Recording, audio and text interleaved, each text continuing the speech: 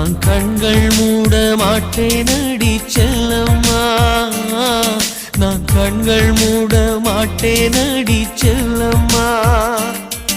அடி நீதான் என் சந்தோஷம், பூவெல்லாம் உன் வாசம், நீ பேசும் பேச்செல்லாம் நான் கேட்கும் சங்கீதம், உன் புன்னகை நான் சேமிக்கின்ற செல்வமடி.